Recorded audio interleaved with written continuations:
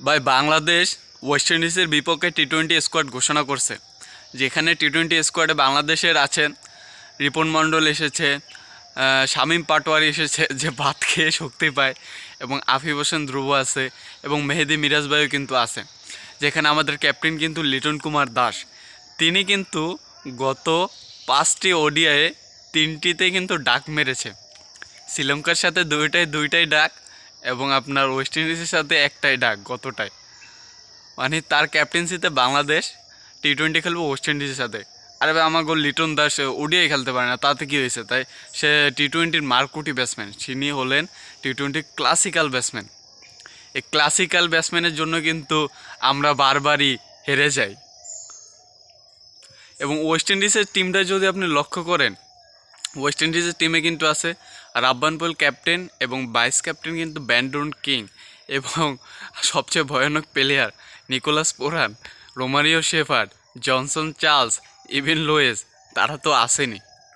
মানে এই টিমের সাথে বাংলাদেশের স্কোয়াড কি হয়েছে? কোনো দিক দিয়ে কি হবে?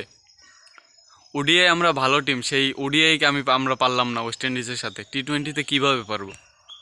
ওয়েস্ট ইন্ডিজের এক একটা প্লেয়ার মানে দানব। মানে ওয়েস্ট ইন্ডিজের প্লেয়াররা যদি খেলতে নাও পারে, তবুও দেখেন আইপিএলে কত দাম তাদের। আইপিএলে রোমারিও শেফার্ডের দাম দেখছেন? মানে তাদের হিট আছে, টি-20তে তো তারা আরও আগুন জড়াবে। মানে এখন মনে হইতেছে একটা টেস্ট ছাড়া ওয়েস্ট ইন্ডিজের সাথে একটা ম্যাচও আমরা জিততে পারবো না। এই প্লেয়ার নিয়ে কীভাবে জিতবো বলেন? সাকিব ভাই যাওয়ার পর থেকে বাংলাদেশ টিমটা একদম নাজেহাল অবস্থা। মানে সিনিয়র প্লেয়াররা যাওয়ার পর থেকে বাংলাদেশ টিমের একদম নাজেহাল অবস্থা। মনেই হয় না যে কোনো একটা টিমের সাথে আমরা লড়াই করতে পারবো।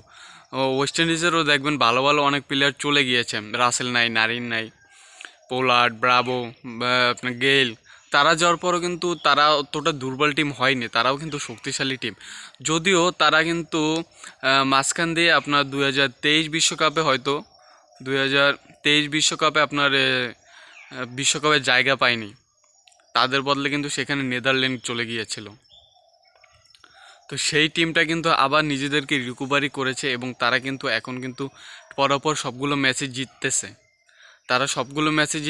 এবং ওয়েস্ট ইন্ডিজ দেখিয়ে দিচ্ছে যে তারাও কিন্তু আগের রূপে ফিরে আসছে। তো এই বাংলাদেশ ওই বাংলাদেশই থেকে গেল। যত দিন যাচ্ছে, যখন আমাদের কাছে ছিল মাশরাফি, মুশফিক, তামিম, সাকিব, মাহমুদুল্লাহ ভাই কিন্তু এখনও আছেন, এবং তিনি কিন্তু পারফর্ম করছেন। আমাদের টিমের ওই জোরটাই নাই, ওই শক্তিটাই নাই যে আমরা টিমের বিপক্ষে একটা লড়াই করব। এই যে আপনি দেখেন ওডিআইয়ে 321 রান করলো গতকালকে, সেই ম্যাচও হারিয়ে গেছে। মানে লড়াই 321 রান মনে হয় না যে আমরা লড়াই করতে পারছি। 4 ওভারে ওরা ম্যাচ জিতে গেছে। টি-20তে কী হইবে? টি-20 তো ওয়েস্ট ইন্ডিজ দানবীয় টিম। টি-20তে কী হবে আমি তো সেইটা ভাবতেছি। আবার ক্যাপ্টেন্সিতে লিটন দাস, দেখাই যাক। মানে টি-20তে খুব এনজয় করবো ওয়েস্ট ইন্ডিজ। আমি আশা করব যেন ওয়েস্ট ইন্ডিজ আগে ব্যাটিং করে, তাহলে বিশাল 200-250 রান দেখতে পাবো। বাংলাদেশ আগে ব্যাটিং করলে সেটা আর সম্ভব না। যদি ওয়েস্ট ইন্ডিজের মাঠ কিন্তু ব্যাটিং পিচ, এখানে 300 রানও হয়ে যেতে পারে। ওইটাই দেখার কি হয়।